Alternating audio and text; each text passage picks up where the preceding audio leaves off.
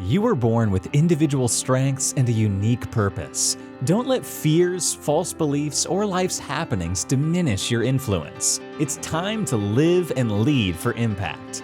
Host Kirsten Ross, expert of transformation, will help you defeat the drama and overcome the trauma that can stop you in your tracks. You'll gain focus, find confidence, and take bold action.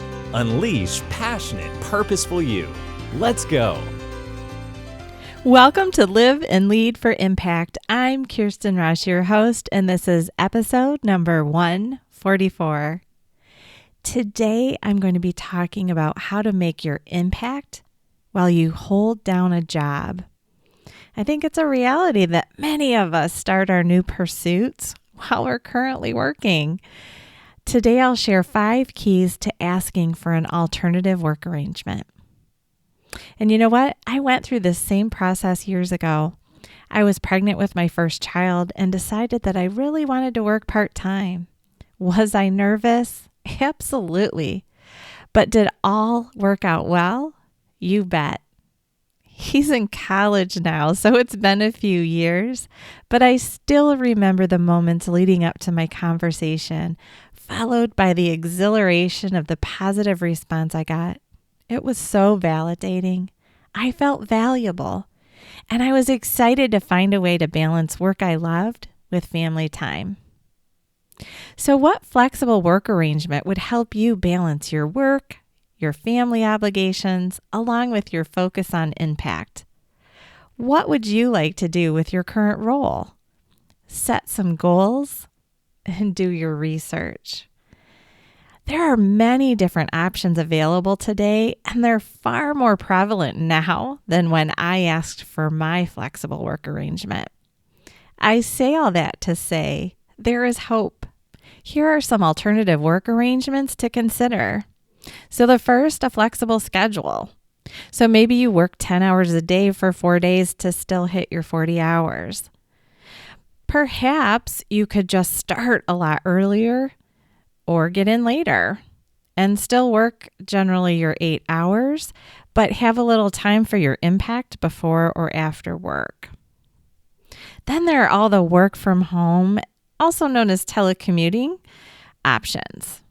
So you still devote those hours to your job, but you save on the commute time, and that for many can be a lot of minutes saved per week that you can use towards your impact or other pursuits. Possibly it combines with a flexible work schedule where, again, you're working, a few hours, multiple days a week, longer hours, less days per week, different start times. If you put on your creative thinking cap, there's all kinds of ways you can combine your flexible schedule with your work from home or telecommuting job. The next option is job sharing. This one's not quite as popular or seen as often, but it's where you and a partner share a full-time position. It can be great for you and also your company. The company gets more bang for their buck as they let 2 people fill one position and gain the benefit of the full breadth of skills and education and insights of 2 people. Find a person with great complementary skills to yours, and you'll get the extra benefit yourself, and it might be easier for the company to say yes to you. It also gives them the opportunity for built-in coverage for vacations as well. And then, of course, there's just the traditional part-time. You decide that you're not going to work a full-time position, and you're going to work some number of fewer hours. That definitely gives you more time to make your impact. And once you start crunching the numbers with a part-time position, the hit to your wallet might not be quite as big as you realize. You have to factor in possibly saving money on meals out, whatever you're spending on your commute, your dry cleaning bill, if you're wearing less clothes that are fancier that need that kind of extra attention. So when you start again, crunching those numbers and looking to see what you save money on by not going to work full time, you might be able to make it work. I always encourage my clients to use a wipe the slate clean brainstorming for things like this. If you immediately say, oh, part-time's never going to work before you do the exploration, you might miss out on a great opportunity.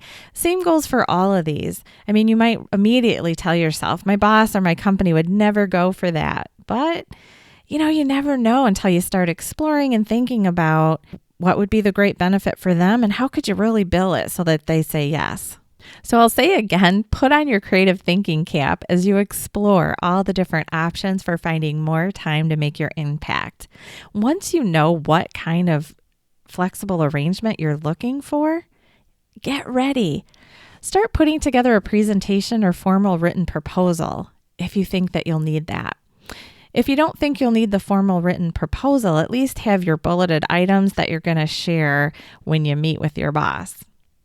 Start by anticipating what the issues will likely be for your boss. Make a list and address each of them in writing prior to the meeting. Be very specific. These items will become your proposal.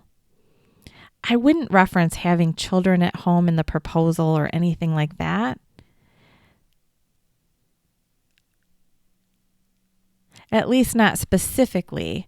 However, talk about your desire to balance your rewarding career with your outside responsibilities and pursuits. I wouldn't necessarily say, I'm trying to make an impact or do a side hustle or anything like that in your proposal.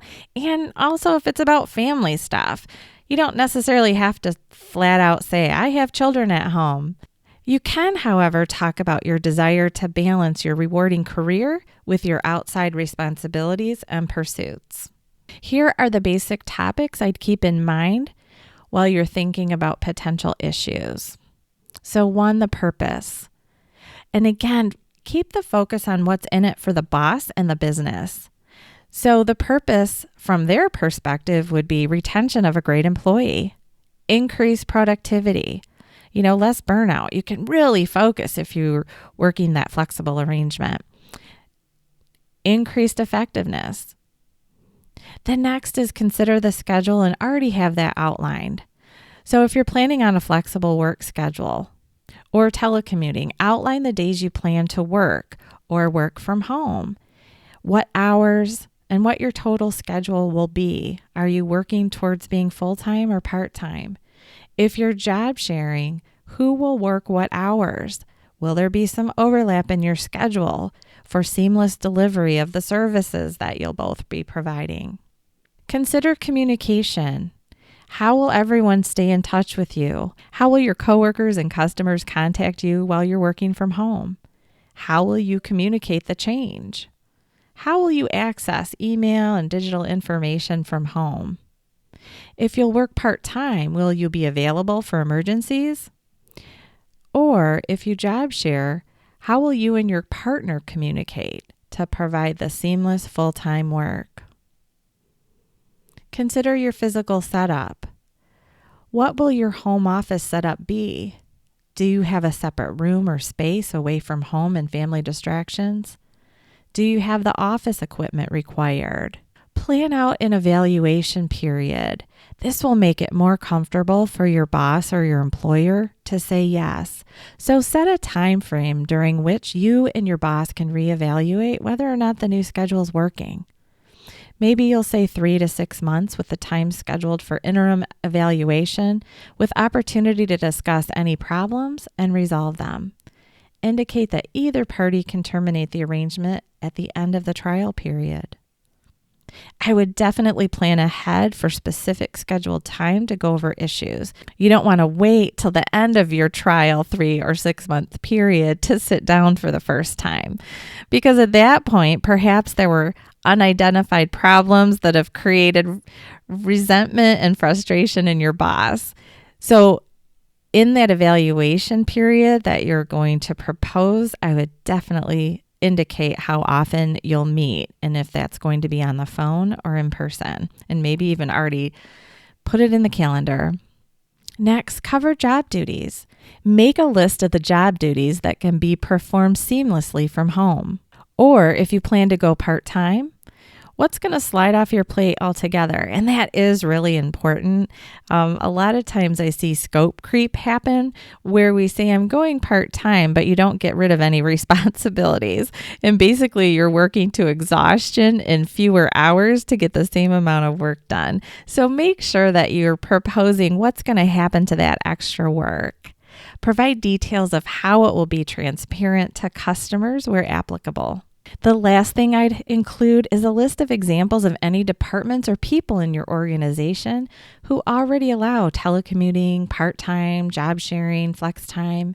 Indicate that you feel that you have the same work ethic and are committed to making this a success. Discuss that many organizations are now using this kind of work arrangement for recruitment and retention of high-quality employees. Help them focus on the decreased stress and added productivity that they'll get from you as you find better work, life, and impact balance overall. So if you're thinking about creating a flexible or alternative work arrangement, I hope that these simple tips have helped you so that you can carve out the time that you need to really focus on making your important impact in this world.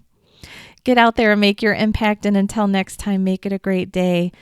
And if you're finding value here, please reach out to me. I want to hear from you. Go to defeatthedrama.com, click on the podcast tab, and connect. And if you want to see today's show notes, go to episode 144, and you can find the bulleted information of what I've discussed today. Until next time, make it a great day.